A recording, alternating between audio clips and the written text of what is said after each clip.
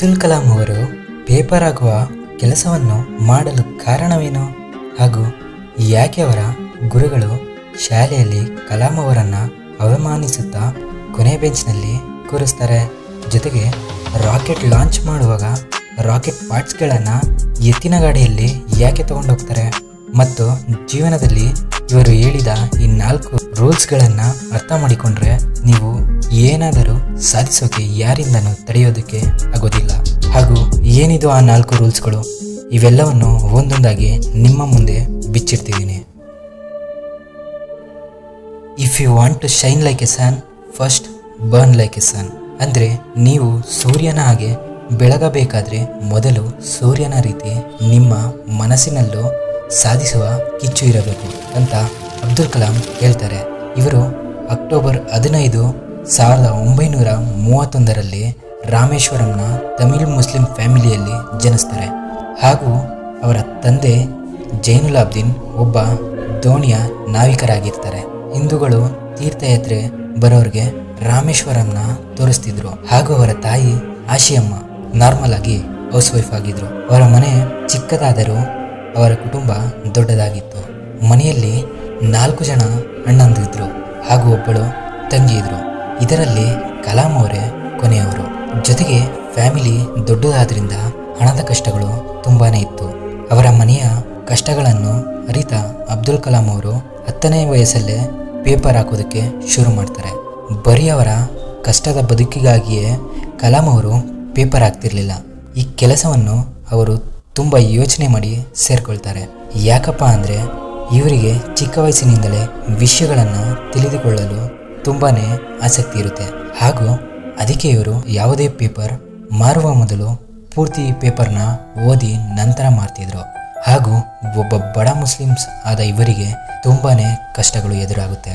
ಅದರಲ್ಲಿ ಒಂದು, ಅವರು ಯಾವಾಗ 5ನೇ ಕ್ಲಾಸಲ್ಲಿ ಓದ್ತಿದ್ರು ಆಗ ದಿನವೂ ಅವರ ಬೆಸ್ಟ್ ಫ್ರೆಂಡ್ ಆದಂಥ ರಾಮನಾಥ ಶಾಸ್ತ್ರಿಯನ್ನು ಬ್ರಾಹ್ಮಣ ಹುಡುಗನ ಜೊತೆ ಕಲಾಂ ಅವರು ಮೊದಲನೇ ಬೆಂಚ್ನಲ್ಲಿ ಕೂತಿರ್ತಾರೆ. ಆಗ ಒಂದು ದಿನ ಅವರ ಕ್ಲಾಸ್ಗೆ ಹೊಸ ಟೀಚರ್ ಬರ್ತಾರೆ. ಆಗ ಅವರು ಕಲಾಂ ಮತ್ತು ಒಬ್ಬ ಬ್ರಾಹ್ಮಣ ಹುಡುಗನನ್ನು ಒಟ್ಟಿಗೆ ನೋಡಿ ಶಾಕ್ ಆಗ್ತಾರೆ. ಯಾಕೆ ಈ ಹುಡುಗ ಮೊದಲನೇ ಬೆಂಚ್ನಲ್ಲಿ ಕುಳಿತಿದ್ದಾನೆ, ಅದು ಒಬ್ಬ ಬ್ರಾಹ್ಮಣನ ಜೊತೆ ಅಂತ ಯೋಚನೆ ಮಾಡ್ತಾರೆ. ಅದು ಇವರಿಗೆ ಇಷ್ಟ ಆಗೋದಿಲ್ಲ. ಅದಕ್ಕಾಗಿ ಕಲಾಂ ಅವರನ್ನು ಲಾಸ್ಟ್ ಬೆಂಚಲ್ಲಿ ಕೂರಿಸ್ತಾರೆ. ಆದರೆ ಆ ಲಾಸ್ಟ್ ಬೆಂಚ್ ಅವರ ಜೀವನದಲ್ಲಿ ಹಿಂದೆ ಅಂತೂ ಹಾಕಲಿಲ್ಲ. ಅದೇ ವಿಷಯ ಅವರ ಮನಸ್ಸಿನಲ್ಲಿ ಸಾಧಿಸುವ ಕಿಚ್ಚನ್ನು ಕೊಡುತ್ತೆ. ಆಗ ಕಲಾಂ ಅಂದ್ಕೊಳ್ತಾರೆ, ನಾನು ಲಾಸ್ಟ್ ಬೆಂಚಲ್ಲೇ ಇದ್ದು ಇಡೀ ಜಗತ್ತಿಗೆ ಏನಾದರೂ ಸಾಧಿಸಿ ತೋರಿಸ್ಬೇಕು ಅಂತ ಅವರ ಹೃದಯದಲ್ಲಿ ಕಿಚ್ಚನ್ನು ಹಚ್ಕೊಳ್ತಾರೆ.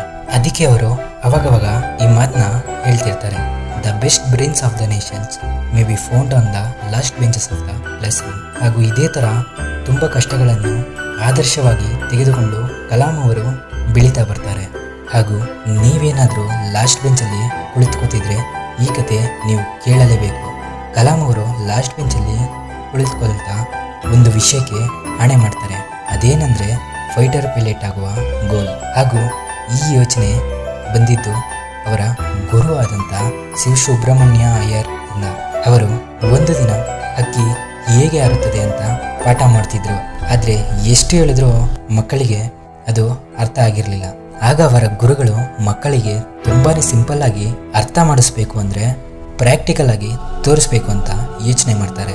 ನಂತರ ಶಾಲೆ ಮುಗಿದ ಮೇಲೆ ಎಲ್ಲರನ್ನು ಕರೆದುಕೊಂಡು ಒಂದು ನದಿಯ ದಡಕ್ಕೆ ಹೋಗ್ತಾರೆ.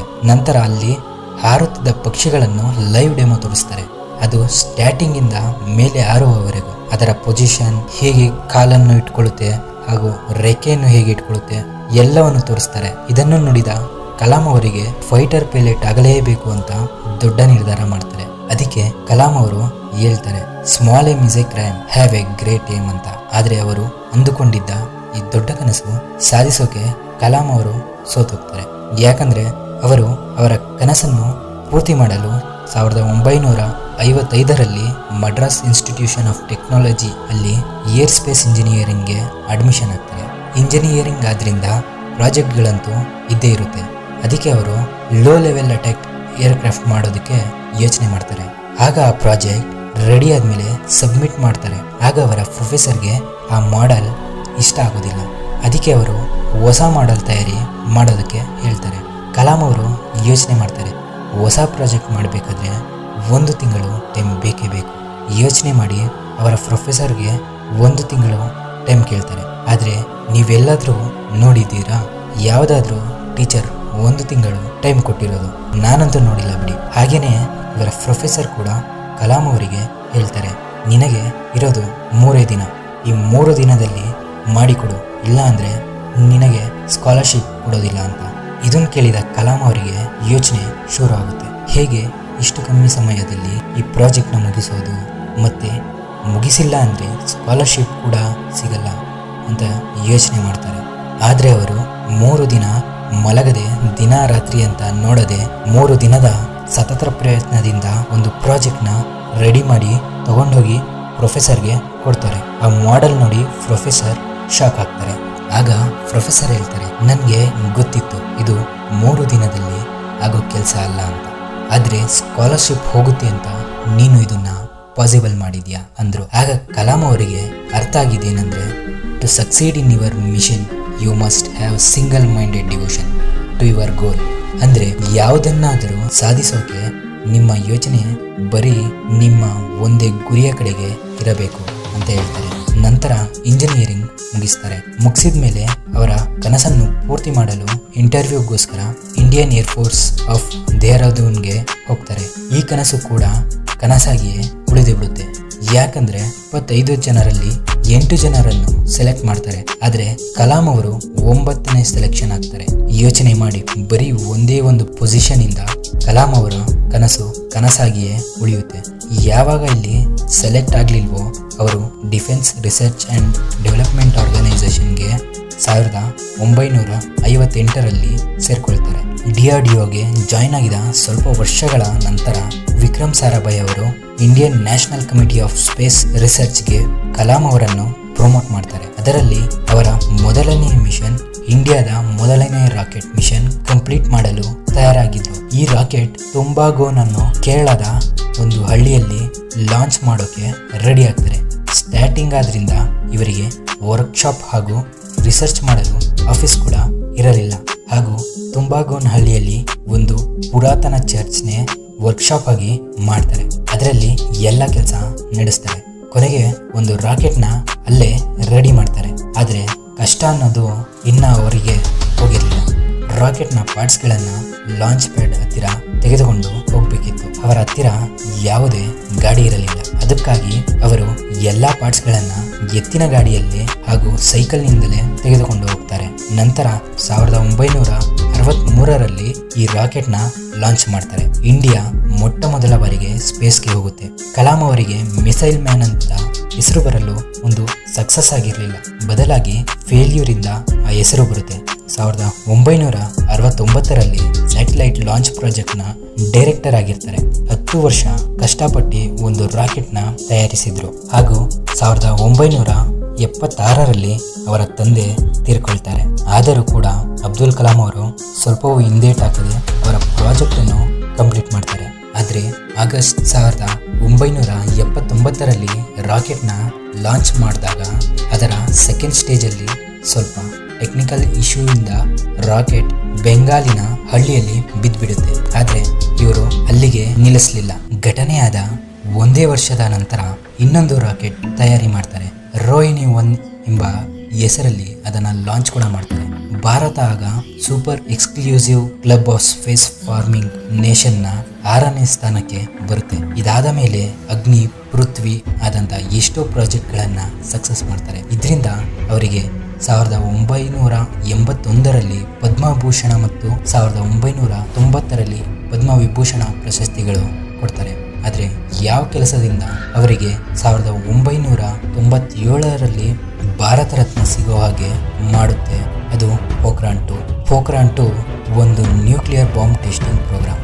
ಅದರಲ್ಲಿ ಎಲ್ಲ ದೇಶಕ್ಕಿಂತ ಉತ್ತಮವಾಗಿ ಪ್ರದರ್ಶನ ಮಾಡಿದ್ದು ನಮ್ಮ ಭಾರತ. ಅದರ ಚೀಫ್ ಕೋಆರ್ಡಿನೇಟರ್ಸ್ ಆಗಿದ್ದರು ಕಲಾಂ ಅವರು. 41 ವರ್ಷಗಳ ಸೇವೆಗಳ ನಂತರ 1999ರಲ್ಲಿ DRDO ಇಂದ ಕಲಾಂ ಅವರು ರಿಟೈರ್ ಆಗ್ತಾರೆ. ರಿಟೈರ್ ಆದ 3 ವರ್ಷಗಳ ನಂತರ ಭಾರತದ ಪ್ರಧಾನಮಂತ್ರಿಯಾಗುವ ಅವಕಾಶ ಸಿಗುತ್ತೆ. ಹಾಗೂ ಅವರು 25ನೇ ಜುಲೈ 2002ರಂದು ಭಾರತದ 11ನೇ ಪ್ರಧಾನಮಂತ್ರಿಯಾಗಿ ಕಾಣಿಸಿಕೊಳ್ತಾರೆ. ನಂತರ 30 ಜುಲೈ 2015ರಲ್ಲಿ ಹಾರ್ಟ್ ಅಟ್ಯಾಕ್ನಿಂದ ಕಲಾಂ ಅವರು ಸಾವನ್ನಪ್ತಾರೆ. ಅವರ ಅಂತಿಮ ಸಂಸ್ಕಾರಕ್ಕೆ 3,50,000 ಜನರು ಸೇರ್ತಾರೆ. ಇದರಲ್ಲಿ ಗೊತ್ತಾಗುತ್ತೆ ಅವರು ಎಂತಹ ವ್ಯಕ್ತಿ ಅಂತ. ಜೊತೆಗೆ ಅವರು ಹೇಳಿದ ಸಾಧಿಸೋಕೆ 4 ರೂಲ್ಸ್ಗಳ ಬಗ್ಗೆ ಮಾತಾಡೋಣ. ಹಾಗೂ ಅವರು ಹೇಳಿದ ಈ 4 ರೂಲ್ಸ್ ಬಗ್ಗೆ ಯಾವ ವ್ಯಕ್ತಿ ತನ್ನ ಜೀವನದಲ್ಲಿ ಅಳವಡಿಸಿಕೊಳ್ತಾರೋ ಅವರನ್ನು ಯಾರಿಂದನೂ ಮತ್ತು ಯಾವುದರಿಂದನೂ ನಿಲ್ಲಿಸೋಕೆ ಆಗೋಲ್ಲ ಅಂತಾರೆ ಕಲಾಂ. ಹಂಗಾದ್ರೆ ಯಾವುದದು ಬನ್ನಿ ನೋಡೋಣ. Number 1, I will have great aim. ಅಂದ್ರೆ ನೀವೇ ಹೇಳ್ಕೊಳ್ಳಿ, ನಾನು ದೊಡ್ಡದಾಗಿ ಗುರಿಯನ್ನ ಇಟ್ಕೊಳ್ತೀನಿ ಹಾಗೂ ಅದನ್ನು ಯಾವಾಗಲೂ ಯೋಚನೆ ಮಾಡಿ, ಆಗ ಅದು ನಡೆಯಲು ದಾರಿಗಳು ಸಿಗ್ತಾ ಹೋಗುತ್ತೆ. ನಂತರ 2ನೇ ರೂಲ್ನ ನೋಡ್ತಾ ಹೋಗೋಣ. I will continuously acquire knowledge. ಅಂದ್ರೆ ನಾನು ಯಾವಾಗಲೂ ನನ್ನ ಗುರಿಯ ಕಡೆಗೆ ಏನೇನು ಮಾಹಿತಿ ಬೇಕೋ ಎಲ್ಲವನ್ನು ಬಿಡದೆ ತಿಳ್ಕೊಳ್ತೀನಿ ಅಂತ ಹೇಳ್ತಾರೆ. ಹಾಗೂ 3ನೇ ರೂಲ್ ನೋಡೋದಾದ್ರೆ I will do hard work. ಅಂದ್ರೆ ಬರೀ ನಾನು ದೊಡ್ಡದಾದ ಗುರಿ ಇಟ್ಕೊಂಡು ಹಾಗೂ ಅದಕ್ಕೆ ಬೇಕಾದ ಮಾಹಿತಿ ತಿಳಿದುಕೊಂಡ್ರೆ ಸಾಕಾಗೋದಿಲ್ಲ. ಅಂದುಕೊಂಡಿದ್ದು ಆಗ್ಬೇಕು ಅಂದ್ರೆ ಅದರ ಸಂಬಂಧವಾಗಿ ಕಷ್ಟಪಟ್ಟು ಕೆಲಸ ಕೂಡ ಮಾಡಬೇಕು ಅಂತಾರೆ ಕಲಾಂ. ನಂತರ ಕೊನೆಯ ಹಾಗೂ 4ನೇ ರೂಲ್ ನೋಡೋದಾದ್ರೆ ಐ ವಿಲ್ ಪರ್ಸೀವಿಯಸ್ ಅಂಡ್ ಸಕ್ಸೀಡ್. ಅಂದ್ರೆ ನನಗೆ ಎಷ್ಟೇ ಕಷ್ಟ ಆದರೂ ಹಾಗೂ ಕಷ್ಟಗಳು ಎದುರಾದರೂ ನನ್ನ ಗುರಿಯನ್ನು ನಾನು ಮರೆಯೋದಿಲ್ಲ ಹಾಗೂ ಗುರಿಯನ್ನು ಯಾವಾಗಲೂ ನೆನಪು ಮಾಡಿಕೊಳ್ಳಬೇಕು. ಅದರಿಂದನೇ ನಮಗೆ ಕೆಲಸ ಮಾಡುವುದಕ್ಕೆ ಸಹಾಯ ಆಗುತ್ತದೆ ಅಂತ ಹೇಳ್ತಾರೆ. ಹಾಗೆ ಈ 4 ರೂಲ್ಸ್ಗಳಲ್ಲಿ ಯಾವ ರೂಲ್ಸ್ ನಿಮಗೆ ಇಷ್ಟ ಆಯಿತು ಅಂತ ಕಮೆಂಟ್ ಮಾಡಿ ತಿಳಿಸಿ. ಹಾಗೂ ನನ್ನ ಈ ಶ್ರಮಕ್ಕಾಗಿ ನಿಮ್ಮಿಂದ ಬಯಸೋದು ಒಂದೇ ಒಂದು ಮೆಚ್ಚುಗೆಯನ್ನು ಮಾತ್ರ. ಮತ್ತೊಂದು ಹೊಸ ವಿಷಯದೊಂದಿಗೆ ಸಿಗ್ತೀನಿ. ಧನ್ಯವಾದ.